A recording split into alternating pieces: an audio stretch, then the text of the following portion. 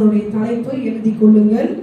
7 கொடிய கன்னிகள், 7 wicked snares.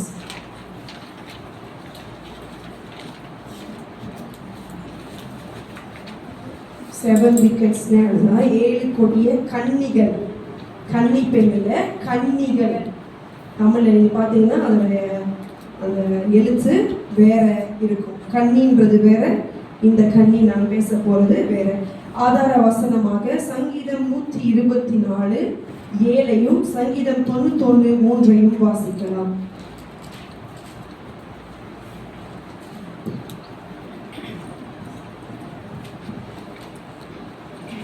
வேடனுடைய கண்ணிக்கு தப்பின குருவை போல நம்முடைய ஆத்துமா தப்பிற்று. கண்ணீர் தெரித்தது, நாம் தப்பினோம்.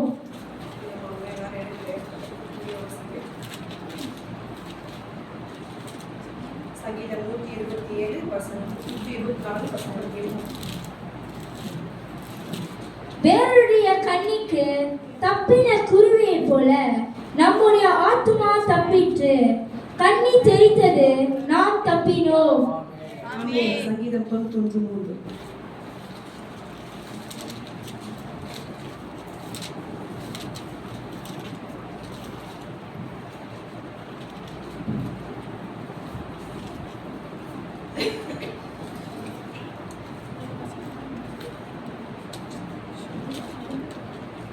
அவர் உன்னை வேடனுடைய கண்ணிக்கும் பாழாக்கும் கொள்ளை நோய்க்கும் தப்புவிப்பார்.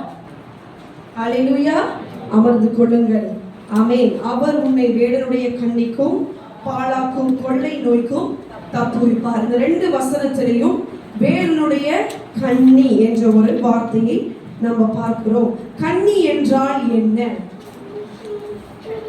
Drop. Yes, it's a trap. அதாவது இங்கிலீஷ்ல ட்ராப்னு சொல்லலாம், ஸ்னேர்ஸ் அப்படினும் சொல்லலாம். தமிழ்ல இந்த கண்ணி என்ற வார்த்தை சங்கீத புஸ்தகத்துல மாத்திரம் 14 முறையும், நீதிமொழிகள்ல 11 வாட்டியும், பிரசங்கி புஸ்தகத்துல 2 தடவையும் நம்ம பார்க்கிறோம். சங்கீதத்துல எத்தனை முறை?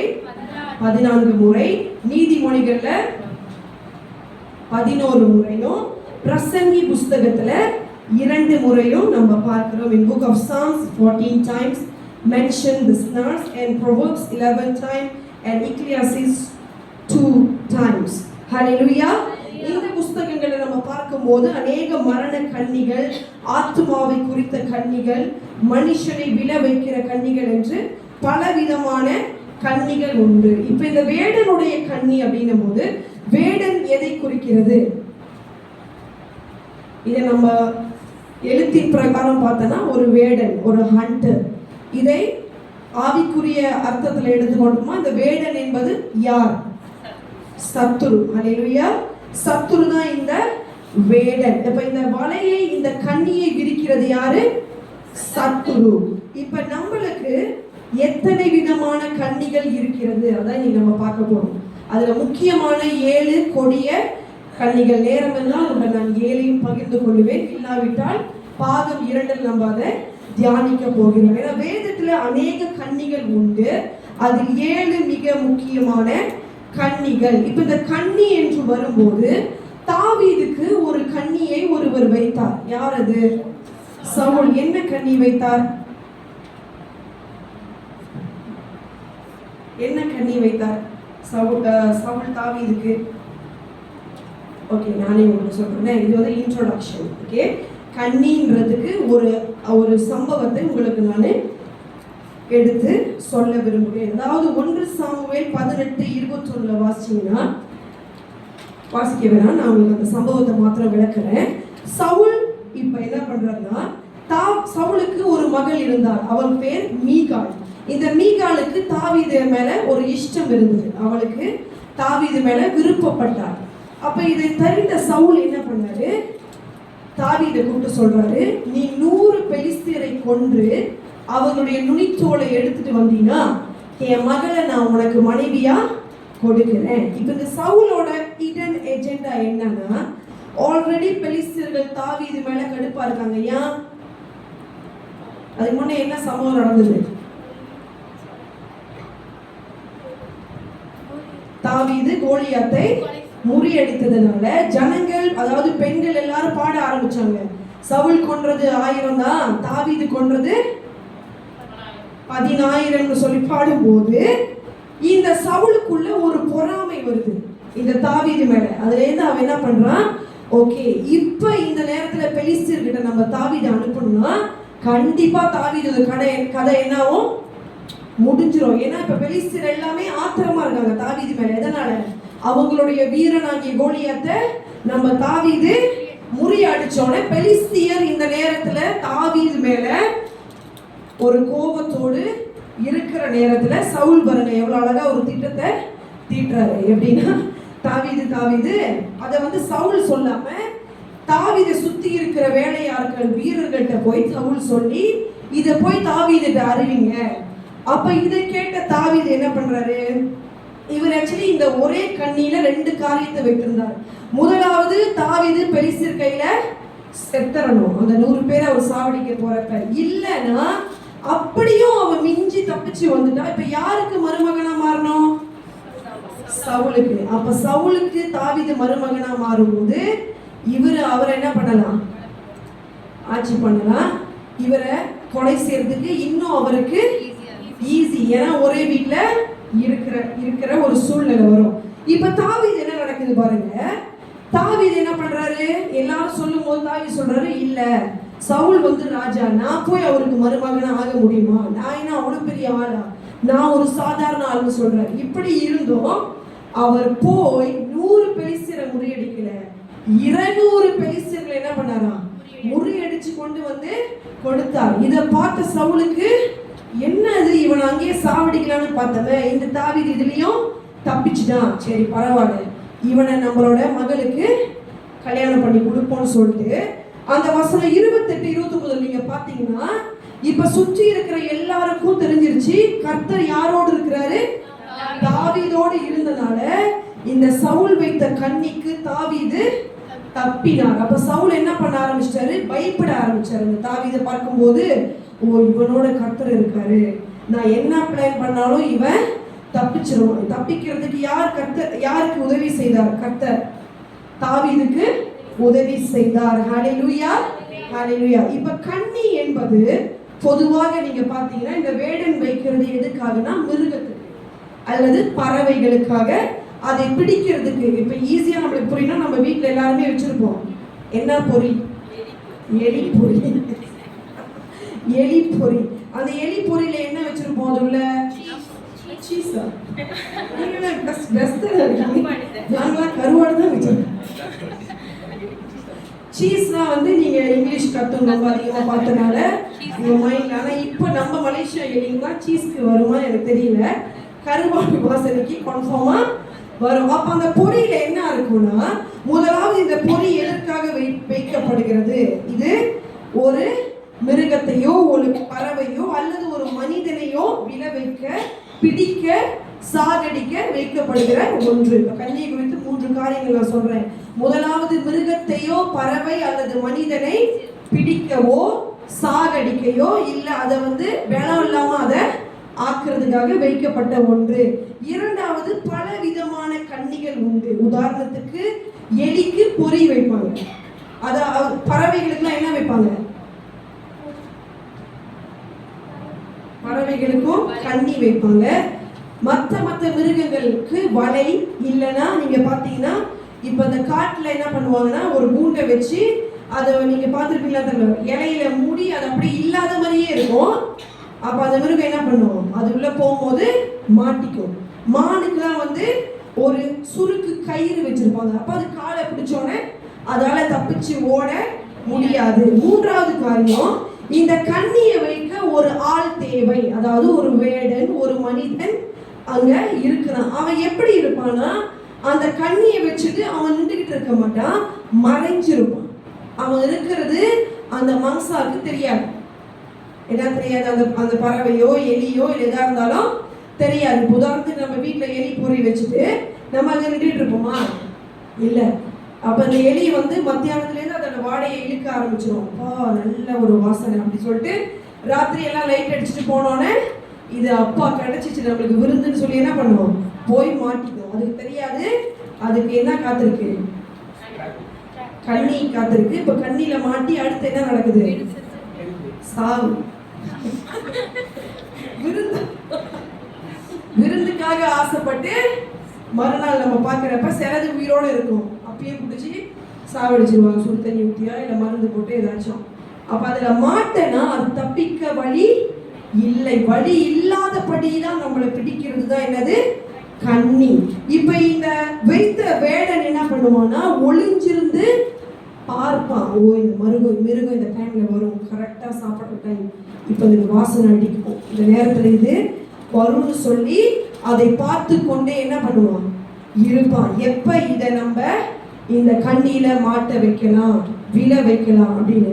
நான்காவது காரியம், அந்த கண்ணியில ஒரு பொருள் இருக்கும். அதாவது என்னன்னா, ஒரு சாப்பாடு, ஒரு உணவு. மீனை பிடிக்கிறதுக்கு என்ன போடுவாங்க? தூண்டில புழுக்களை போடுவாங்க. அப்ப அந்த கண்ணியில ஏதாவது ஒரு கவர்ச்சியான அல்லது பசியை தீர்க்கிற ஒரு பொருள் இருக்க வேண்டும். புறாக்குனா புறாவுடைய உணவு போட்டு அது கால் மாற்ற மாதிரி வலையை வைத்து இருப்பார்கள். இந்த நேரத்துல இந்த கண்ணியில மாற்றுறதுக்கு அந்த மிருகங்களுக்கு தப்பிக்க வழியே இல்லை. அது மனுஷனா இருந்தாலும். ஆனாலும் நம்மளை தப்புவிக்க ஒருத்தர் உண்டு. அல்லேலூயா. கர்த்தர் நம்மளை கண்ணியிலிருந்து என்ன பண்ணினாராம்? சங்கீதம் 124 படிச்சீங்க, என்ன சொல்லியிருக்கு? கண்ணி தெரிபட்டு போனது, நாம் எல்லாரும் தப்பினோம். ஹல்லேலூயா. தப்பினோம். ஆமென். இப்போ இந்த இயேசுவை ஏற்றுக்கொண்ட நமக்கு சத்துருவானவன் அநேக கண்ணிகளை என்ன பண்றான்? வைக்கிறான். எதற்காக? நம்ம ஆண்டவரை விட்டு விலகணும், அவர் அன்பை விட்டு நம்மளை பிரிக்கணும், உலக வாழ்க்கையில நம்மளை இழுத்து கொண்டு போகவும், நித்திய ஜீவனை நீங்களும் நானும் அடையாதபடிக்கு இந்த சத்துரு பலவித கண்ணிகளை என்ன செய்யறான்? விரிக்கிறான். ஆமென். சிம்சோனுக்கு யார் கண்ணியா இருந்தது? சாலமோனுக்கு அந்நிய ஸ்திரீகள். அவன் இருதயத்தை கர்த்தரை விட்டு அவர்கள் விழ பண்ணினார்கள். இப்ப நம்மளை விடுதலை செய்கிற, அதாவது குமாரன் விடுதலையாக்கினால் நாம் மெய்யாகவே விடுதலையாவோம்.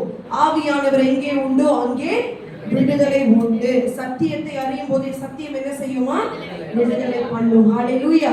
இன்றைக்கு நமக்கு வைக்கப்பட்டிருக்கிற ஒரு 7 கண்ணிகளை நாம் பார்க்க போகிறோம். முதலாவது கண்ணி இச்சை என்கிற கண்ணி. நீதிமொழிகள் 7ஆம் அதிகாரம் வசனம் 22 23.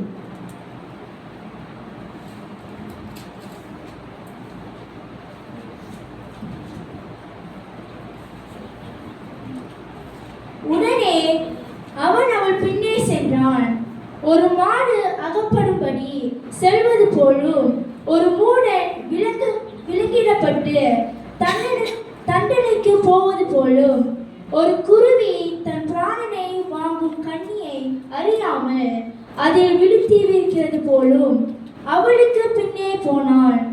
அன்பு அவனை ஈரலை பிளந்தது. அல்லேலூயா.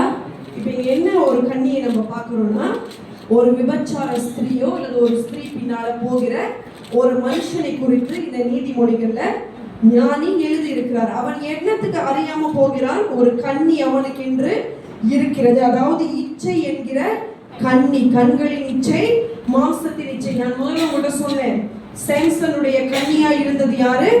தெலிலா. ஆனால் அவன் விழுகிறதற்கு இருந்த கண்ணி எது?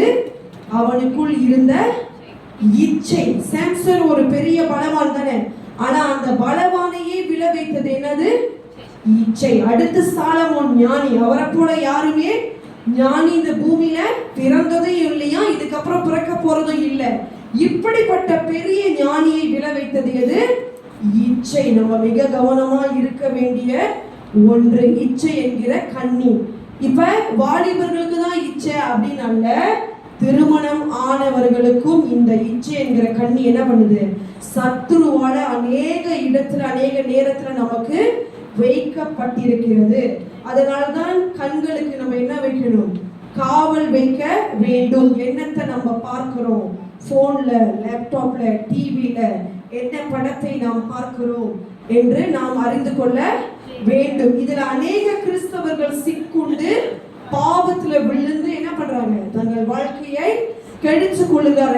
அவர்கள் அதை செய்யணும்னு போல என்ன கண்ணி அவர்களை இழுத்தது? இச்சை என்கிற கண்ணி. அதுலதான் உலகத்திலே பெரிய பலவானாகிய சிம்சோனும் பெரிய ஞானியும் இவர்கள் 2 பேரால எதிர்க்க கூட முடியாத கண்ணி எது? இச்சை என்கிற கண்ணி. ஹல்லேலூயா. அதனால் நம்முடைய கண்களுக்கு காவல் வைக்க வேண்டும். ஆவியின் கனிகளில் ஒன்றாகிய இச்சை அடக்கம் நம் கிறிஸ்தவர்களுக்கு நமக்கு மிக மிக முக்கியம். இதை நீங்க பழைய ஏற்பாடுல பாத்தீங்கன்னா இந்த எசபேல் என்கிற ராணி இவ எதில ஊழியக்காரர்களை விழ வைத்தாலாம்? இச்சை என்கிற கண்ணியில விபச்சாரத்தினால அவள் அபிஷேகம் பண்ணப்பட்டவர்களை தீட்டு படுத்தினாள். அதனால விசேஷமாய் ஊழியர்கள் இல்லைன்னா அபிஷேகம் பெற்றவர்கள், கர்த்தரால் அழைக்கப்பட்டவர்கள் எந்த விஷயத்துல ரொம்ப கவனமா இருக்க வேண்டும்? இச்சை என்கிற கண்ணியில அது நமக்கு எப்படி வைக்கப்பட்டிருக்கிறது நமக்கு தெரியாமல் மறைந்து இருக்கும். அது பேர் தான் கண்ணி. ஆனால் கர்த்தர் நமக்கு அதை வெளிப்படுத்துவார். ஹல்லேலூயா, ஆமென். இப்ப இரண்டாவது இச்சை விக்கிரக ஆராதனையாகிய இரண்டாவது கண்ணி விக்கிரக ஆராதனையாகிய கண்ணி. யாத்திரையாகமம் 23:33 வசனம்.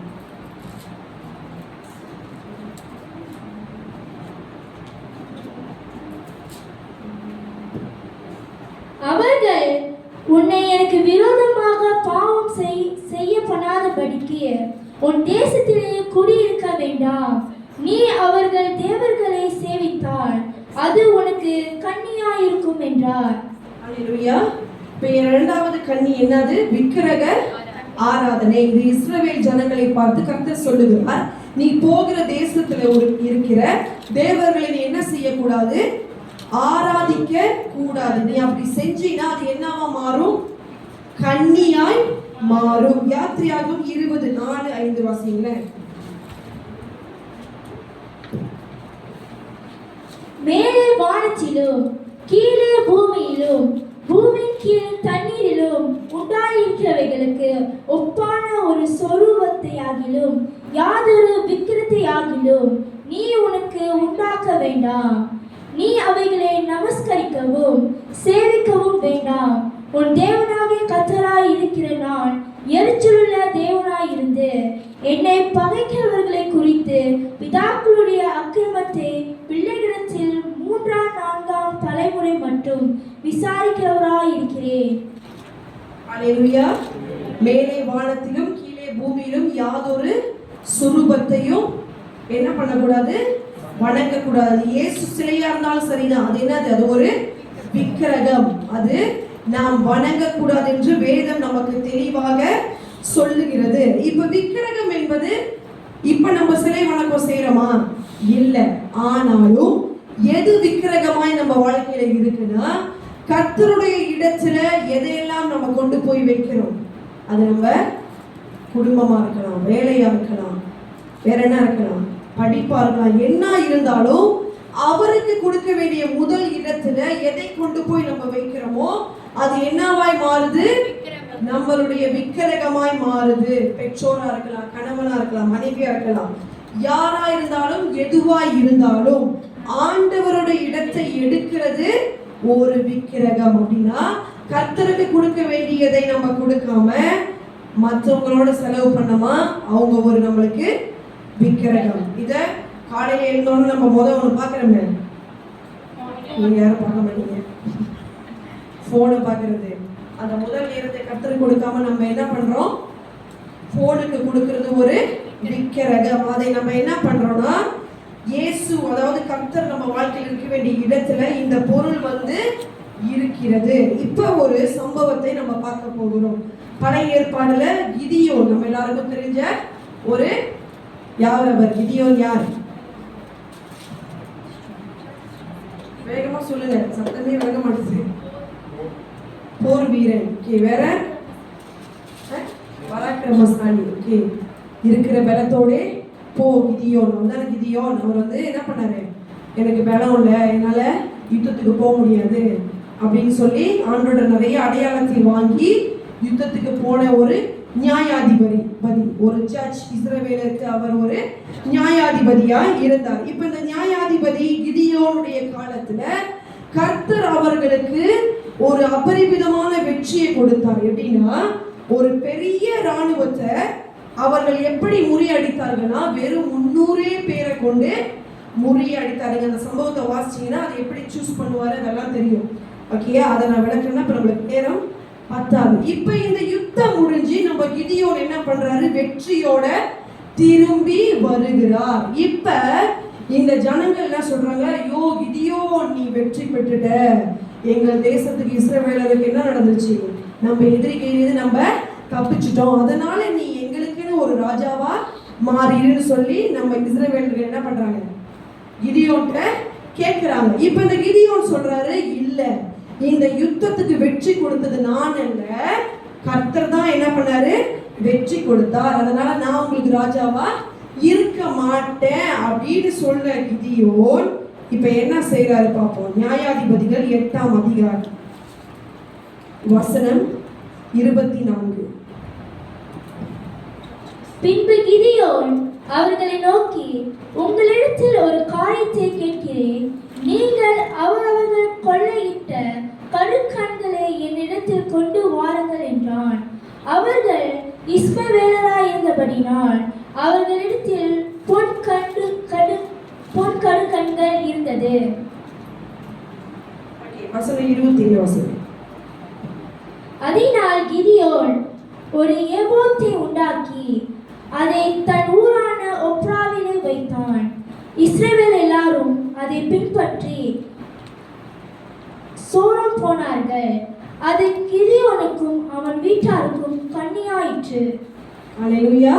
இப்போ இங்க என்ன நடக்குதுன்னா, இவரை நான் உங்களை ஆள மாட்டேன்னு சொல்லிட்டு, ஆனாலும் நம்ம வெற்றியை கொண்டாடத்தக்கதாக ஒரு மெமோரியல் செய்வோம். இப்ப நம்ம பார்க்கறோம்ல, நிறைய மெமோரியல் சிலைகள்லாம் இருக்கு. ஒரு வெற்றிக்கு ஒரு தூக்குனுகாரா இருக்குல்ல, அதெல்லாம் அந்த ராணுவனுடைய வெற்றிக்கு ஒரு அடையாளமாக ஒரு மெமோரியல். இப்போ இவர் என்ன செய்யறாரு, ஓகே உங்கள்கிட்ட இருக்கிற தங்க கடுக்கண்கள் அப்படின்னா தங்க தோடுகளை எல்லாத்தையும் கொண்டு வந்து என்கிட்ட கொடுங்க, இதை நான் கொண்டு போய் என்ன செய்யறாரா, ஒரு ஏபோத்தை செய்கிறார். Create an ephod. ஏபோத் என்றால் அப்படின்னா என்னன்னா, ஆசாரியனுடைய வஸ்திரத்துல இருக்கிற இந்த முன்பகுதி, இட்ஸ் a priestly garment. அதை அவர் ஒரு தங்கத்துல செஞ்சு என்ன பண்றாரு, ஒரு மெமோரியலா அந்த இடத்துல வைக்கிறார். இப்ப இது நல்லதா கெட்டதா? இது ஒரு நல்ல வியூ. நம்ம பார்த்தோம்னா இந்த வெற்றியை நம்ம இதை பார்க்கிறப்பலாம் நம்ம நினைவு கூறுவோம்னு சொல்லி என்ன பண்றாரு, இதை உருவாக்கி ஏபோத், அதாவது அவருடைய ஊர் ஒப்ராவிலே வைக்கிறார். கிதியோனோட ஊர் தான் இந்த ஒப்ரா. இப்ப என்ன நடக்குது, ஒரு மெமோரியலுக்கு என்று வைத்த அந்த ஏபோத்தை இந்த இஸ்ரவேல் ஜனங்கள் என்ன பண்ணுச்சுன்னா, உடனே அதை போய் உடனே தாழ விழுந்து குனிஞ்சு உருண்டு பிறட்டி நீதான் எங்க தெய்வம்னு சொல்லி என்ன நடக்குது பாருங்க. அவர் ஒரு அடையாளமா தான் அதை வைத்தார். அவர் அதை வணங்க சொன்னாரா? இல்ல, வணங்க சொல்லல. ஒரு அடையாளம், இதுதான் நம்ம வெற்றிக்கு அடையாளம், வந்து எல்லாம் பாருங்க தங்கத்துல மின்னுது பாருங்கன்னு அங்க செஞ்சாரு. இந்த ஜனங்கள் கொஞ்ச நேரத்துல கர்த்தர் செய்த யுத்தத்தின் வெற்றியை மறந்துட்டு இப்ப இது என்ன பண்றாங்களா, 27ல இஸ்ரவேல் எல்லாரும் அதை பின்பற்றி சோரம் போனார்கள். உடனே இதை என்ன பண்ணிட்டாங்க, போய் வணங்கி அதை ஒரு விக்கிரக ஆராதனையா மாத்தினால கிதியோனுக்கு என்ன நடக்குது, இதை செய்த கிதியோனுக்கும் அவன் குமாரர் குடும்பத்துக்கும் இது ஒரு கண்ணியாய் மாறிற்று. அல்லேலூயா. நீங்க பாருங்க, இத கிதியோன் வணங்கணும்னு சொல்லி அவர் செய்யல, ஒரு அடையாளமா. அதனாலதான் எதுவுமே ஒரு அடையாளமா இருந்தாலும் அது விக்கிரக ஆராதனையாய் மாற வாய்ப்பு இருக்கு. அதனாலதான் நான் சொன்னேன். இப்ப பாருங்க, ஆக்சுவலி அந்த ஏபோத்துன்றது தப்பான ஒரு காரியம் இல்லை. ஒரு ஆசாரனுடைய garment, it's a priestly garment. ஆண்டவர் கொடுத்தது தானே அந்த கார்மெண்ட். பழைய ஏற்பாடுல பார்த்தா அது நல்ல பொருள் தான். ஆனா அதை அவர் செஞ்சு வைக்கும் போது இந்த ஜனங்கள் எல்லாரும் ஆண்டவர் விட்டு திரும்பி இந்த விக்கிரகத்தை நேராய் தங்களை என்ன பண்ணாங்களா, தங்களை திருப்பிக்கிட்டாங்க. இப்ப பாருங்க, கர்த்தர் கொடுத்த வெற்றி ஆண்டவர் மேலதான் போக்கஸா இருக்கணும். இப்ப இது என்னவா மாறிடுச்சு, இந்த வெற்றி ஒரு கன்னியாய் மாறி போயிற்று. யாருக்கு மாறிடுச்சு? அதை செஞ்ச கிதியோன். கிதியோன் பாட்டுக்கு பேசாம இருந்திருக்கலாம். சரி, ஜனங்களுக்கு ஒரு மெமோரியல் செய்வோமே, நினைவு கூறணும்னு சொல்லி செஞ்சு அந்த கன்னியை அவர் வாங்கி கேட்டது மட்டுமல்ல, நீங்க அந்த பிற்பாடு அதிகாரத்தெல்லாம் படிச்சீங்கன்னா, கிதியோன் இறந்த பிறகு அவர் குடும்பத்தை இந்த இஸ்ரவேலர் என்ன பண்ணாங்க? அதிகமாய் துன்புறுத்தினாங்க. அந்த குடும்பத்தை அவங்க ஏற்றுக்கொள்ளல, ஒதுக்குனாங்க. கிதியோன் செய்த நன்மைகள் எல்லாம் என்ன பண்ணாங்க? எல்லாரும் மறந்து போனார்கள். எதனால? இவரே தனக்கென்று ஒரு கன்னியை வாங்கி கொண்டார். எதனால? விக்கிரக ஆராதனை என்கிற கன்னி. அல்லேலூயா. அதனால நம்ம ரொம்ப கவனமா இருக்க வேண்டும். இப்ப மூன்றாவது கன்னி எழுதி கொள்ளுங்கள். வீண் வார்த்தை என்கிற கன்னி. Proverbs 12 வசனம் 13.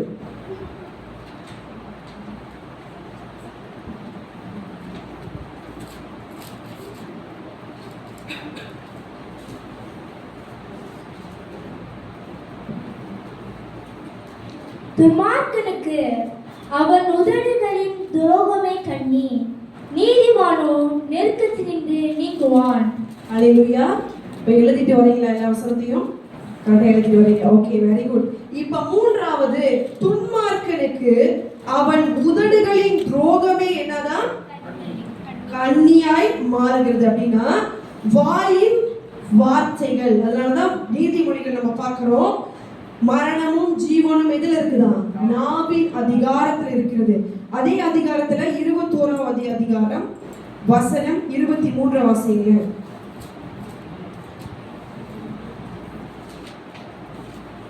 பலியிடுவதை பார்க்கிலும் நீதியும் நியாயமும் செய்வதே கர்த்தருக்கு பிரியம்.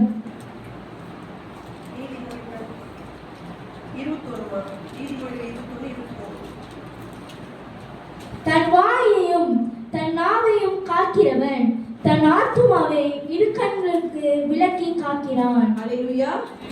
வாயை காக்கிறவன் என்னத்தை காக்கிறானா? தன் ஆத்துமாவை இடுக்கண்களிலிருந்து காத்து கொள்ளுகிறான். இதாவது என்ன அப்படின்னா, வீண் வார்த்தை என்கிற கண்ணி, அதாவது தேவையில்லாத பேச்சுகள், ஒழுங்கீனமான பேச்சு, அவிசுவாச வார்த்தைகள், அப்புறம் வேற என்னது? சாபமான வார்த்தைகள். இப்படி உதாரணத்துக்கு சொல்றேன், சில பேர்கிட்ட போய் எப்படி இருக்கீங்கன்னு கேட்டீங்கன்னா என்ன பதில் சொல்றதுக்குள்ளே சிரிக்கிறீங்க. ஏதோ இருக்கேன், நான் ஏன் தான் பிறந்தனும் அப்படின்னு திறந்தாலே என்ன வரும்? அவிசுவாசமான சங்கீதம் பாடும். எப்ப கேட்டாலும் இல்ல, முடியாது, நடக்காது, எனக்கு குறை அப்படின்ற பேச்சு. இதெல்லாம் கர்த்தர் விரும்புகிறாரா? இல்ல.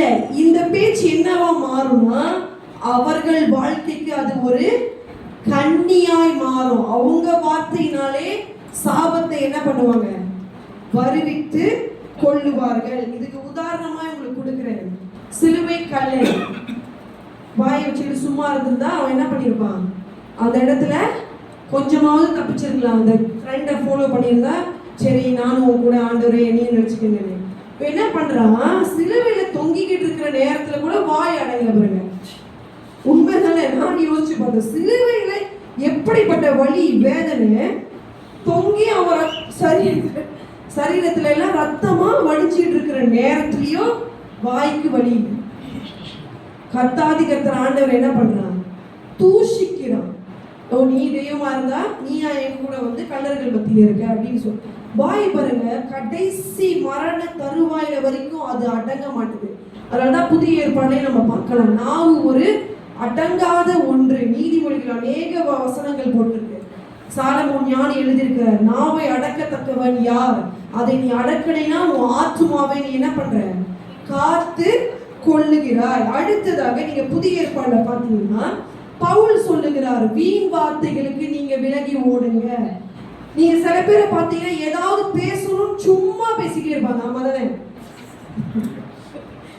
நீங்களும் நம்ம அமைதியான பேசுறதுக்கு ஒண்ணுமே இருக்காது, ஆனா பேசணும்னு சொல்லி சும்மா எதையாவது இந்த காலத்து கதை, பழைய காலத்து கதை, 20 வருஷத்துக்கு முன்னாடி நடந்த கதை, நேற்று நடந்த கதை, நடக்க போகாத கதை, ஐயோ நாளைக்கு இப்படி ஆயிருமா அப்படி ஆயிருமா இப்படின்னு எல்லா கதையும் அவங்க வாய் நம்ம கேட்கிறோம். இதை புதிய ஏற்பாடுல பவுல் எழுதுகிறார் பாருங்க. 2 தீமோத்தேயு 2ஆம் அதிகாரம் வசனம் 16 வாசிச்சுட்டு அப்புறம் 1 தீமோத்தேயு 4:7 படிங்க.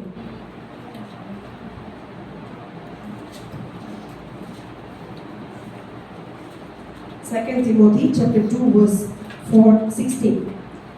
சீர்கேடான வீண் பேச்சுகளுக்கு விலகி இரு. அவைகளால் கள்ள போதகர்களான அவர்கள் அதிக அவபக்தி உள்ளவர்களாவார்கள். அல்லேலூயா. சீர்கேடான என்னதுக்கு விலகி இருக்க வேண்டும்? வீண் பேச்சுகளுக்கு. இப்ப இந்த சீர்கேடான வீண் பேச்சு என்னத்தை கொண்டு வந்துச்சு அவர்களுக்கு? கடைசி வார்த்தை என்னது? அவபக்தி. அப்படின்னா என்னது அவபக்தி என்றால்? பக்தினா பக்திக்கு ஆப்போசிட் வார்த்தை தான் அவபக்தி. அதாவது பக்தி இல்லாதவர்களாய் அவர்களை மாற்றி விட்டது. அப்ப இந்த சீர்கேடான, இப்ப தீமோத்தேயுக்கு பவுல் ஆலோசனை கொடுக்கிறார். இந்த வார்த்தைலாம் உனக்கு வேணாம், தேவையில்லாத பேச்சு, சீர்கேடான வீண் வார்த்தைகளுக்கு நீ விலகி ஓடிடு. இது நீ பேசிக்கிட்டு இருந்தீங்கன்னா உனக்கு என்ன நடக்கும்? அவபக்தியாய் நீ மாறிடுவ. அடுத்து 1 தீமோத்தேயு 4:7 படிங்க. சீர்கேடும் கிளவிகள் பேச்சுமாய் இருக்கிற கட்டுக்கதைகளுக்கு விலகி தேவ பக்திக்கு ஏதுவான முயற்சி பண்ணு. சீர்கேடும் கிளவிகள் பேச்சுமாய் இருக்கிற சீர்கேடும் கிளவிகள் பேச்சுமாய் இருக்கிற கட்டுக்கதைகளுக்கு விலகி தேவ பக்திக்கு ஏதுவாக முயற்சி பண்ணு. அல்லேலூயா. சீர்கேடும் அடுத்து என்னது? ரொம்ப அழகா வாசிக்கிறாங்க. இதனால கிளவிகள் பேச்சு அப்படிதான் எழுதியிருக்கு. இப்ப இந்த கிளவிகள் பேச்சு, இந்த கிளவி யாரு?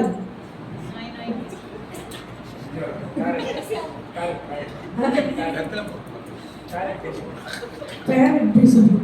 பேரட்லாம் இல்ல, வயசானவங்க முடிச்சு வயசானவங்களா. அவங்க இந்த மகளை ஆராதனை முடிச்சு பார்த்து நான் சொன்னேன். ஓகே, இப்போ இந்த பவுல் எழுதும் போது இது அநேகமாக நான் யோசிச்சிருக்கேன். இது என்ன கிளவி? இது எந்த கிளவி? மாய கிளவியோ இல்லை அந்த காலத்துல இருந்த ஒரு கிளவி அப்படின்னு. இது என்னத்துக்கு அவர் உதாரணமாய் காட்டுறாருன்னா, சீர்கேடும் கிளவிகள் பேச்சு. கிளவிகள் பேச்சு அதை எதுக்கு அவர் காட்டி கொடுக்குறாருன்னா, தேவையில்லாத வீண் வார்த்தை. எடுத்துக்காட்டாக கோசி. நீங்க பாத்தீங்கன்னா கோசிப் கேர்ள்ஸ் அப்படின்னு பேர்லாம் இருக்கு பாருங்க. இந்த கோசிப்க்கு நம்ம என்ன பண்ணணுமா? விலகி. இதுதான் கிளவிகள் பேசுற கதைன்னு சொல்லல அவரு, கட்டு கதையா. சும்மா ஒரு 2 பேர் அப்படியே நடந்து போயிட்டாங்க, ஓ வீட்டு விட்டு ஓடிடுச்சு. இது ஒரு உதாரணமா நான் ஒன்று பார்த்த பாருங்க. ஒரு வாலிப மகளை சபையில் ஒரு மூப்பரு மகளை வீட்டுக்கு டிரான்ஸ்போர்ட்ல ஏற்றிட்டு போயிருக்காரு. இதை பார்த்த இந்த சிசிடிவி கிளவிகள் என்ன பண்ணிருக்காங்க?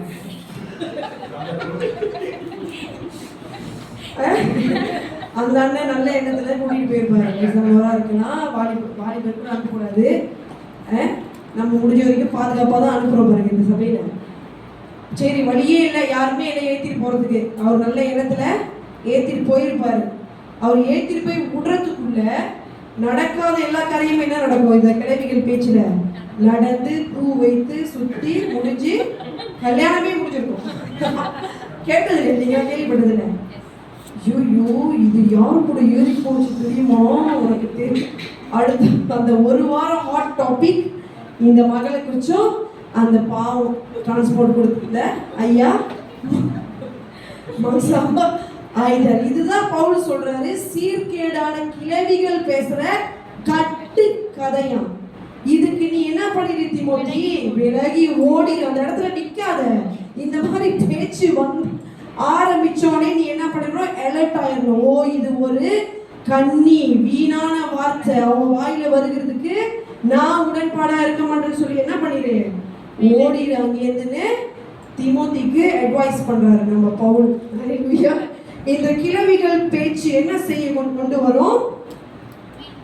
அவபக்தியை கொண்டு வரும் முதலாவது. இரண்டாவது, தேவையில்லாத கண்ணியில நம்மள சிக்கிக்கொள்ள வைக்கும். இப்ப அந்த கூட்டத்துல உதாரணத்துக்கு நீங்களும் நின்று பேசல கேட்கறீங்க. ஓ அப்படியோ, நம்மளுக்கு இந்த கதை தெரியலையே, போன வாரம் நடந்துச்சா, உண்மையாக சொல்ற, சிரிச்சு முடிஞ்சா, அந்த பிள்ளையா சொல்லி நீங்க கூட சேர்ந்து தாளம் போட்டு கர்த்தர் என்ன பண்றாரு, கூப்பிட்டு கேட்கிறாரு.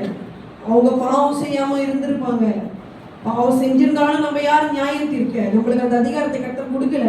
இப்ப கூட சேர்ந்து அந்த கூட்டத்துல கிழவிகள் கூட்டத்துல நின்று தாளம் போட்டனால நம்ம மேலேயும் என்ன நடக்கும், அந்த கண்ணீர் வரும். அதனால மிக ஜாக்கிரதையாய் நம்ம நாவை அடக்கி ஆள வேண்டும். எபேசியர் 4:29 வாசிங்க.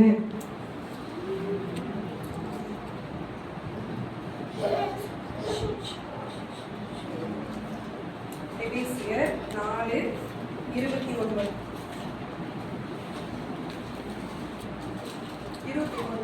29. Book of Ephesians chapter 4 verse 29.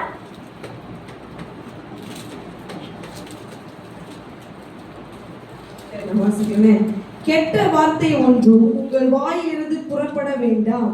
பக்தி விருத்திக்கு ஏதுவான நல்ல வார்த்தை உண்டானால் அதை கேட்கிறவர்களுக்கு பிரயோஜனம் உண்டாகும்படி பேசுங்கள். என்ன வார்த்தை வரக்கூடாதா? கெட்ட வார்த்தை. இது ஒன்றும் நம்ம வாயிலிருந்து வரக்கூடாது. உங்களுக்கு கெட்ட வார்த்தை தெரியாது, தெரியுமா? இது என்ன பண்ணக்கூடாது, நம்ம வாயில இயேசுவை ஏற்றுக்கொண்ட கர்த்தருடைய தெரிந்து கொள்ளப்பட்ட ஜனமாகிய நமக்கு நம்ம வாயிலிருந்து கெட்ட வார்த்தை எதுவுமே வரக்கூடாது. அப்ப என்ன சொல்றாரு பவுல், அப்படி நீ பேசணும்னு நினைச்சீங்கன்னா பக்தி விருத்தி உண்டாகத்தக்க நல்ல வார்த்தைய தயவு செஞ்சு பேசுன்னு பவுல் எழுதுகிறார். இங்க பாத்தீங்கன்னா நல்ல வார்த்தை உண்டானால் அதை கேட்கிறவர்களுக்கு என்ன மாறணுமா, பிரயோஜனத்தக்கதாக பேசாதான். நான் இது சொன்னேன், சும்மா எம்டி டாக்ஸ் ஒண்ணுமே இருக்காது. அதுல கோசட்டுன்னு என்ன பண்ணுமா, சத்தம் அதிகமா இருக்கும். அது ஒரு பாயிண்ட் ஒரு கருத்து ஒண்ணுமே இருக்காது, சத்தம் ஓயாம இருக்கும். அது உள்ள திறந்து பார்த்தா ஒண்ணுமே இல்லை. இதே ஃபுல்லா அதுல ரொட்டி இருந்துச்சுன்னா சத்தம் வராது.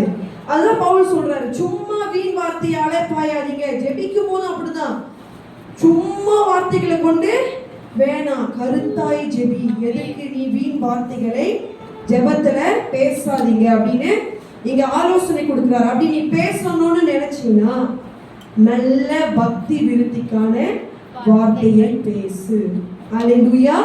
அதாவது வசனங்களை பேசு. ஆமென். இப்ப 4வது கண்ணி உடன்படிக்கை என்கிற ஒரு கண்ணி. யாத்திரையாகமம் 34:12.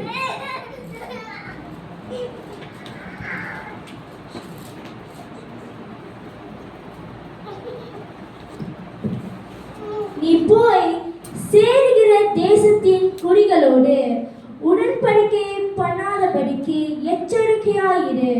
பண்ணினால் அது உன் நடுவில் கண்ணியாயிருக்கும். ஹல்லேலூயா. என்ன சொல்றாரு இந்த வசனத்துல, நீ போய் சேருகிற தேசத்துல என்ன பண்ணாத, உடன்படிக்கை பண்ணாத. அப்படி நீ பண்ணினா அது என்னவா மாறும், கண்ணியாய் மாறும். இப்ப இந்த உடன்படிக்கையை பல விதத்துல நம்ம பார்க்கலாம். இந்த இடத்துல கர்த்தர் என்ன சொல்றாருன்னா, நீ அந்நிய ஜனங்களோடு அந்த தேசத்துல நீ எந்த ஒரு உடன்படிக்கையும் பண்ணிக்காத. இப்படி ஒரு கண்ணியில நம்மளுடைய பழைய ஏற்பாட்டு பரிசுத்தமான ஒருத்தர் மாட்டினாரு. யாருன்னு சும்மா கெஸ் பண்ணுங்களேன். பவுல், சோலமன். அவர் பொருத்தனை எல்லாம் மாறல, அவர் நேரா வேற பொருத்தனைக்கு போறாரு. சாரி, உடன்படிக்கைக்கு போல. இந்த உடன்படிக்கை என்கிற கண்ணியில விழுந்தது ஒருத்தர், நம்ம ஜோஷுவா. இது நீங்க வாசிச்சிருப்பீங்க. என்ன நடக்குதுன்னா, கிபியோனின் கூட்டத்தார் என்ன பண்றாங்க, ஓ இவங்க நம்மளை கொன்றுவாங்க. இந்த ஜோஷுவாவோட ஆமி மிகவும் பலன் உள்ளது. எதனாலனா, இதுக்கு முன்ன ஆயி பட்டணத்தை ஜோஷுவா முறியடித்ததை இவங்க பார்த்துக்கிட்டே இருந்துட்டு, இப்ப ஜோஷுவாவும் அவன் கூட்டத்தாரும் நம்ம இடத்துக்கு வந்தனால ஓ நம்மளையும் என்ன பண்ணிடுவாங்க, கொன்று போட்டுருவாங்க சொல்லிட்டு இப்ப என்ன பண்றாங்க இந்த கூட்டம். நீங்க எழுதி கொள்ளுங்க, அந்த சம்பவத்தை உங்களுக்கு சொல்றேன். யோசுவா 9ஆம் அதிகாரம் வசனம் 3ல இருக்கு. அப்படியே நீங்க வாசிச்சுட்டே வந்தீங்கன்னா இந்த சம்பவத்தை பார்க்கலாம். இவங்க என்ன பண்றாங்க, இப்ப இந்த கிபியோன் கூட்டத்தார் வேஷம் போட்டு தூர தேசத்துல இருந்து வர மாதிரி யோசுவா கிட்ட வராங்க. இப்ப யோசுவாவும் அவர் கூட்டத்தார் கேட்கிற, நீங்க யாருன்னு கேட்கிறாரு. அவங்க சொல்றாங்க, இல்ல நாங்க உங்களை பறிச்சு கேள்விப்பட்டு தூரமான தேசத்துல வந்திருக்கோம். அந்த வசனம் நீங்க படிச்சீங்கன்னா பயங்கரமான ஒரு ஆயாட், ஒரு கவிதை. அந்த கிபியோன் கூட்டத்தார் பாருங்க, ஒரு கண்ணிய யோசுவாக்கு தெரியாம எதற்காக இப்படி இவங்க வந்தாங்கன்னா, ஒரு பொருத்தனை பண்ணிட்டா இந்த யோசுவா நம்ம கூட்டத்தார கொலை பண்ண மாட்டாரு. அதனாலதான் சொன்ன பொருத்தனையில வந்த ஒரு கண்ணி. இப்ப என்ன நடக்குது, இந்த யோசுவாவும் அவங்க கூட்டத்தாரும் யோசிக்கிறாங்க, இது யார், இது திடீர்னு புது கூட்டமா இருக்கு, யாருன்னு நம்மளுக்கு தெரியல, எந்த இடத்துல இருந்து வந்தாங்க அப்படின்னு சொல்லிட்டு. இப்ப இந்த கூட்டத்தார் அவனுக்கு மறுமொழி கொடுக்குறாங்க, நாங்க தூர தேசத்துல இருந்து வந்திருக்கோம். எப்படி வந்தோம்னா உங்களை குறிச்சு கேள்விப்பட்டோம், நீங்க வல்லவரு நல்லவரு அப்படின்னு பல மொழி நீங்க பார்க்கலாம். அப்படியே வரிசையா வசனம் இருக்குது. கர்த்தர் உங்களோடு செய்த பலவிதமான காரியங்களை கேள்விப்பட்டோம், நீங்க இப்படி வெற்றி அடைஞ்சீங்களா, யோர்தானை தாண்டினீங்களா, பலவித ராஜாக்களை முறியடிச்சீங்களான்னு யோசுவாட்ட ஆசை வார்த்தைகளை பேசி கடைசியா நாங்க உங்களோடு ஒரு உடன்படிக்கையை பண்ணிக்கிறோம், எங்க ஜனத்தார் யாருமே அழிஞ்சு போகாது அப்படின்னு சொல்லி நைஸா பேசி உடன்படிக்கையே பண்ணிடுவாங்க. பண்ணன பிறகுதான் ஜோசுவாக்கு தெரிய வரும் இது கிபியோனின் கூட்டம். அப்பதான் அவர் கேட்பாரு, நீயே என்னை வஞ்சித்த, உடன்படிக்கையில என்ன நடக்குது, ஒரு கண்ணி, மறைவா இருந்த கண்ணி. ஓகே, இது பழைய ஏற்பாடு. இப்ப நம்மளுடைய வாழ்க்கையில எந்த நேரத்துல நம்ம ஒரு உடன்படிக்கையை பண்றோம்? பொதுவா எந்த நேரத்துல உடன்படிக்கை பண்ணுவாங்க? கவர்னன்ட். எஸ், திருமணத்துல ஒரு உடன்படிக்கை உண்டு. அதுலதான் ஒரு வாவ் எடுப்பாங்க. என்ன சொல்லுவாங்க? கவர்னன்ட். Marriage is a covenant. அப்ப இந்த உடன்படிக்கையில நம்ம எச்சரிக்கையா இருக்க வேண்டும். 2 கொரிந்தியர் 6ஆம் அதிகாரம் 14 இருந்து 16 வாசிங்க.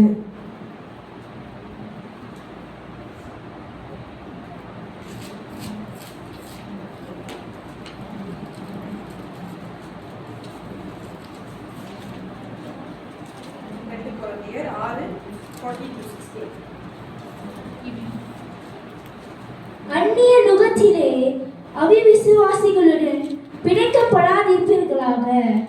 நீதிக்கும் அநீதிக்கும் சம்மதமேது, ஒளிக்கும் இருளுக்கும் ஐக்கியமேது, கிறிஸ்துவுக்கும் பேலியாளுக்கும் இசைவேது, அவிசுவாசியுடனே விசுவாசிக்கு பங்கேது, தேவனுடைய ஆலயத்துக்கும் விக்கிரங்களுக்கும் சம்மதமேது.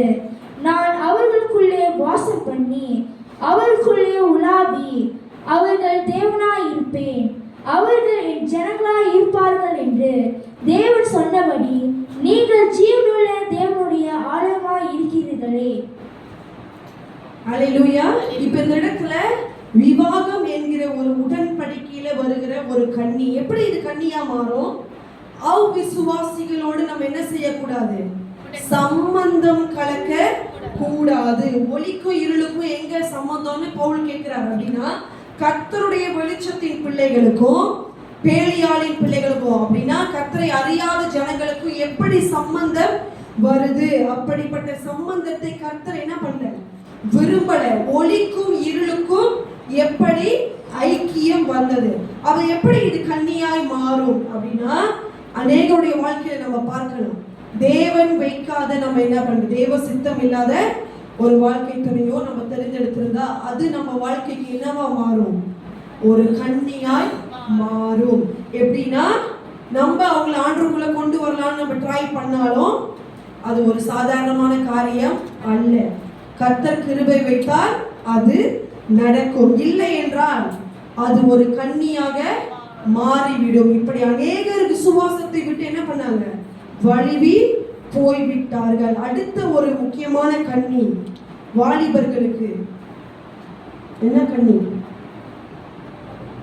காதல் என்கிற ஒரு கன்னி. வாலிபர்களுக்கு மட்டும் இல்லை, இப்ப கல்யாணம் பண்ணவங்களுக்கும் பலவிதமான காதல்.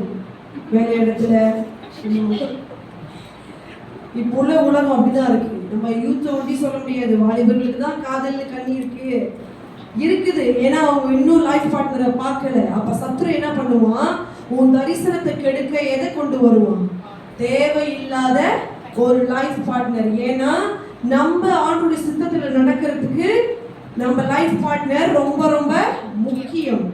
ஆண்டவர் கொடுக்கிற ஒரு வாழ்க்கை துணையை நம்ம தெரிந்தெடுக்கிறது அப்படின்றது ரொம்ப முக்கியம். அப்ப இதுல பொதுவாய் வாலிபர்களுக்கு, திருமணம் ஆகாதவர்களுக்கு கண்ணியை சத்துரு என்ன பண்ணுவான், அழகா மறைச்சு வைத்திருப்பான். நம்ம எப்படி விழுவுனே நம்மளுக்கு தெரியாது. ஆனாலும் இந்த திருமணமானவர்களுக்கும் என்ன நடக்குது, அநேக நேரத்துல வெளியில தன் மனைவியை, தன் கணவனை தவிர்த்து வேற ஒரு நபரு, வேற ஒரு பெண்களோட தொடர்பு, இது ஒரு கண்ணியாய் மாறுகிறது. அல்லேலூயா. இப்ப ஐந்தாவது கண்ணி, இன்னும் நிறைய கண்ணிகள் இருக்கு, அந்த ஐந்தாவதோடு இன்றைக்கு முடிக்கிறேன். பொருத்தனை என்னும் கண்ணி. பொருத்தனை, வாவ், அது எப்படி பொருத்தனை எப்படி ஒரு கண்ணியாகும், அதை நம்ம இப்ப பார்ப்போம். ஓகே, நீதிமொழிகள் 20:25 படிங்களேன்.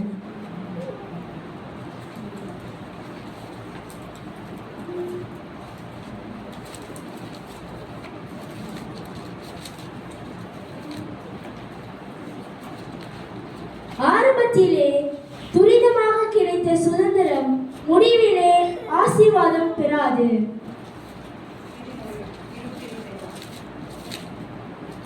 பரிசுத்தமானது விளங்குகிறதும் பொருத்தனை செய்த பின்பு யோசிக்கிறதும் மனுஷனுக்கு கண்ணியாய் இருக்கும். அல்லேலூயா. இப்ப பொருத்தனை பண்ணிட்டு என்ன பண்றதா, அதை குறித்து யோசிக்கிறது மனுஷனுக்கு கண்ணியாய் மாறும். அப்படின்னா என்னன்னா, ஒரு பொருத்தனை நம்ம பண்ணிட்டு ஆண்டவர்கிட்ட அதை நம்ம செய்யாமல் போனால் அது ஒரு கண்ணி. இதனால அநேக பேர் பரவாயில்ல நான் பொருத்தனை பண்ணாம இருந்துடுறேன் அப்படின்னு இருக்க முடியுமா? முடியாது. ஆனா ஏன் நம்ம பொருத்தனை பண்றோம்? கர்த்தரிலிருந்து, அவர் கரத்திலிருந்து ஒன்றை பெற்றுக் கொள்றதுக்காக பலவித பொருத்தனைகள் வேதத்துல இருக்குது.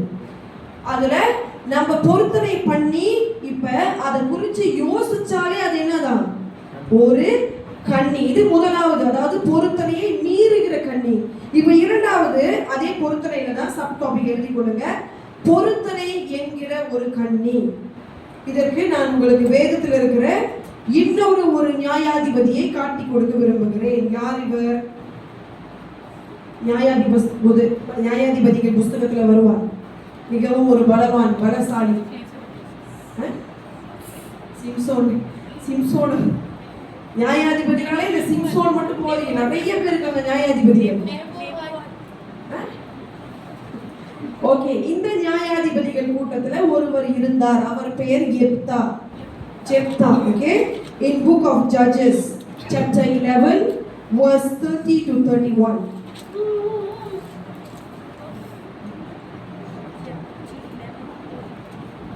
அப்பொழுது யெப்தா கர்த்தருக்கு ஒரு பொருத்தனையை பண்ணி, தேவரீர் அம்மோன் புத்திரரை என் கையில் ஒப்புக் கொடுத்தாள். நான் அம்மோன் புத்திரரிடத்திலிருந்து சமாதானத்தோடு திரும்பி வரும்போது என் வீட்டு வாசற்படியில் இருந்து எனக்கு எதிர்கொண்டு வருவது எதுவோ அது கர்த்தருக்கு உரியதாகும். அதை சர்வாங்க தகன பலியாக செலுத்துவேன் என்றான். இப்ப இந்த யெப்தா என்ன பண்றாரு, ஒரு யுத்தத்துக்கு போகிறார். போறதுக்கு முன்னுக்கு எப்போதுமே இந்த நியாயாதிபதிகள் எல்லாம் என்ன பண்ணுவாங்க, கர்த்தரை நோக்கி வேண்டிக் கொள்வாங்க, எங்களுக்கு யுத்தத்துல வெற்றி கொடுங்க ஆண்டவரே, ஒரு ஜெயம் எங்களுக்கு வேண்டும். இப்ப இந்த யெப்தா என்ன பொருத்தனை செய்தார்? வசனத்துல பாருங்க, 30-31 என்ன பொருத்தனை செய்கிறார்? இப்ப அவர் யாரை எதிர்க்க போகிறாரு? அம்மோன் புத்திரர்கள். அந்த அம்மோன் புத்திரர்களை எதிர்க்க போகிறதுக்கு முன்பதாக ஆண்டவர் சமூகத்துல உட்கார்ந்து ஒரு ஜெபத்தை ஏறெடுக்கிறார், ஒரு பொருத்தனை. என்ன பொருத்தனைனா, ஆண்டவரே நீங்க எனக்கு ஜெயத்தை கொடுத்துட்டீங்கன்னா நான் திரும்பி வரும்போது என் கண்ணுல முத நான் எதை பார்க்கிறேனோ அதை யாருக்கு கொடுப்பேன்? கர்த்தருக்கு அது உரியதாகும். அதை உமக்கு சர்வாங்க தகன பலியாய் கொடுப்பேன்னு ஒரு பொருத்தனை பண்றாரு. ஓகேயா? இது நல்ல பொருத்தனை தானே? நல்ல பொருத்தனை தான். ஆனா என்ன நடந்துச்சு அடுத்து நீங்க வாசிக்கும் போது என்ன நடக்குது? வசனம் 34. யெப்தா மிஸ்பாவில் இருக்கிற தன் வீட்டுக்கு வருகிற போது இதோ அவன் குமார்த்தி தம்புரு வாசித்து நடனம் செய்து அவனுக்கு எதிர்கொண்டு வந்தாள். அவள் அவனுக்கு ஒரே பிள்ளையானவள். அவளை அல்லாமல் அவனுக்கு குமாரனும் இல்லை, குமார்த்தியும் இல்லை. அல்லேலூயா. இப்போ யார் வந்தது அவன் முன்பாக? எப்தாவுடைய ஒரே குமாரத்தி. அவனுக்கு வேறு பிள்ளைகள் இல்ல, குமாரரும் இல்ல, குமாரத்திகள் வேற இல்ல. ஒரே பிள்ளையானவள் என்ன செய்றா? தம்புரு வாசிச்சு எங்க அப்பா வந்து இந்த யுத்தத்துல வெற்றி பெற்றார் சொல்லி முதலாவது ஓடி வருகிறார். இப்ப எப்தா கண்முன்னுக்கு யார் தெரிகிறது? எப்தாவுடைய ஒன்லி டாட்டர். அவர் ஒரே ஒரு பிள்ளை தான் இருந்தா. இப்ப என்ன நடக்குது நீங்க பாத்தீங்கன்னா, அவங்க கதறா, வஸ்திரங்களை கிழித்து கொண்டு, ஐயோ நீயா என் முன்னுக்கு வந்த, நான் ஒரு பொருத்தனை பண்ணிட்டேன் கர்த்தர்ட்ட அப்படின்னு சொல்லி என் வாயை திறந்து நான் பேசிட்டேன்னு சொல்றான். இப்ப இந்த பொருத்தனை படி என்ன நடக்கணும்? இந்த குமாரத்தி பகலை வழியா கொடுக்கணும். ஓகே, இப்ப இது என்னன்னா என்ன அர்த்தம் அப்படின்னா, அவர் அந்த பொருத்தனை செய்தார்ல, இப்ப எதை என் கண்முனுக்கு பாக்குறனோ அதை உமக்கு தகனப்படியாகவோ இல்லைன்னா அது உமக்கு சொந்தமாய் மாறும். அப்படி என்னன்னா, இதே அவர் ஒரு ஆட்டுக்குட்டியோ ஒரு மாடோ ஒரு குருவி ஏதாவது பார்த்திருந்தாருன்னா அதை என்ன பண்ணிருப்பாரு? தகனப்படியா. இப்ப இந்த டாட்டர் வந்துட்டார். கர்த்தர் மனுஷர் பழியே ஏற்பாரா? அதாவது சைல்ட் ஆஃபரிங், மனுஷர்கள் நரபலியாய் கொடுக்கிறதே நம்ம தெய்வம் ஏற்றுக்கொள்கிற தெய்வம் அல்ல. லேவியராகத்தை நீங்க வாசிச்சீங்கன்னா, கர்த்தர் நரபலியெல்லாம் விரும்புறது அல்ல, அது விக்கிரகத்தை சத்துரு தான் அது விரும்பும். இப்ப இங்க அவர் செய்த பொருத்தனைப்படி என்ன அர்த்தம்னா, இந்த மகள் திருமணம் செய்ய முடியாது அப்படின்னா, இவள் கர்த்தருக்கு சொந்தமாய் மாறிட்டோன்னு, இவள் தன் வாழ்நாளெல்லாம் யாருக்கு சொந்தமானவள்? கர்த்தருக்கு உரியவர். அதனாலதான் நீங்க அடுத்து பார்க்கும்போது இந்த குமாரத்தி இதை கேள்விப்பட்டோன்னே இவன் பாருங்க எப்படிப்பட்டவளா இருக்கிறான்னு, ஓ நீங்க வாயை திறந்து சொல்லிட்டீங்கப்பா, இதை நம்ம செஞ்சுதான் ஆகணும், ஆண்டவருக்கு பண்ண பொருத்தனை நம்ம மீற கூடாதுன்னு சொல்லி, ஆனா ஒரு டைமை கேட்கிறா, ஒரு 2 மாசம் எனக்கு கொடுங்க, நான் என் கூட்டாளிகளோட போய் என் கண்ணிமையை குறித்து, அதாவது என்னோட விர்ஜினிட்டியை குறித்து நான் போய் துக்கம் கொண்டாட போறேன். ஏன்னா அவ யாரையுமே இதுக்கப்புறம் திருமணம் செய்ய முடியாது. அதுதான் அந்த பொருத்தனையோடைய அங்க வருகிற அர்த்தம். அதே போல அவளும் போயிட்டு வருகிறா. எப்தா தன் பொருத்தனையை நிறைவேற்றினார். இதோட என்ன கான்சிக்வன்சஸ்? இப்ப ஒரே பிள்ளை, அவள் இவர் பண்ண பொருத்தனையினால அவள் கர்த்தருக்கு சொந்தமாய் மாறிட்டாள். இப்ப அவள் திருமணம் செய்ய முடியாது, புருஷனை அறிய முடியாது. இப்ப என்ன கான்சிக்வன்சஸ் எப்தாவுக்கு? எஸ், எப்தாவுக்கு சந்ததி இல்லை, அவளோட முடிஞ்சிச்சு. ஏன்னா அவள் ஒரே ஒரு பிள்ளைதான். அந்த பிள்ளை இவர் பண்ண ஒரு பொருத்தனையினால இழந்து போனார். நீங்க பாருங்க, பொருத்தனையை அவர் நிறைவேற்றினார், எஸ், அதை அவர் மீறல. ஆனா தானே தன் வாயால ஒரு பொருத்தனையை பண்ணி மாட்டிக்கொண்டார். இட்ஸ் a foolish vow அப்படின்னு சொல்லலாம். கர்த்தர் கேட்டாரா, நீ வந்து இப்படி வந்து ஒரு பொருத்தனை பண்ணினே? இல்ல, நீ வேற ஏதாவது பொருத்தனை பண்ணிருக்கலாம் தானே. ஒரு மாடு கொடுக்குற ஆண்டவரே, ஒரு 5 ஆடு கொடுக்குறேன், எதை என் கண்ணு முன்னுக்கு பாக்குறனோ அதை கொடுத்துறேன்னு சொல்லிட்டாரு. அப்ப அவன் மகதான் ஒடியாந்து.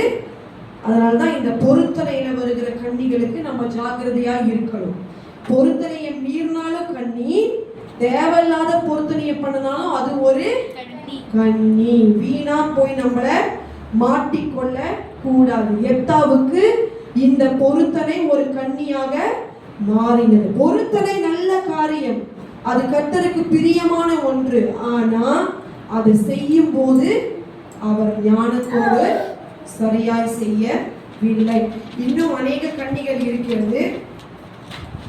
அதாவது மரண கண்ணி, ஐஸ்வர்யம் என்கிற கண்ணி, மனுஷனுக்கு பயப்படுகிற கண்ணி. ரகசிய வருகைய பைபிள் சொல்லுது ஒரு கண்ணியம். கண்ணினா நம்ம எல்லாமே வந்து ஒரு தவறான ஒன்று தானே நினைச்சிருந்தோம். பரவாயில்ல, அதை நான் உங்களுக்கு பார்ட் 2ல இதை குறித்து பேச விரும்புகிறேன். கண்களை மூடி ஜெபம் செய்வோம். அன்பின் ஆண்டவரே, அப்பா உமக்கு நன்றி செலுத்துகிறோம். கர்த்தாவே, இதோ எங்களுக்கு விரோதமாய் வைக்கப்பட்டிருக்கிற அநேக கன்னிகளை குறித்து ராஜா எங்களுக்கு ஒரு தெளிவை கொடுத்ததுக்காய் நன்றி செலுத்து.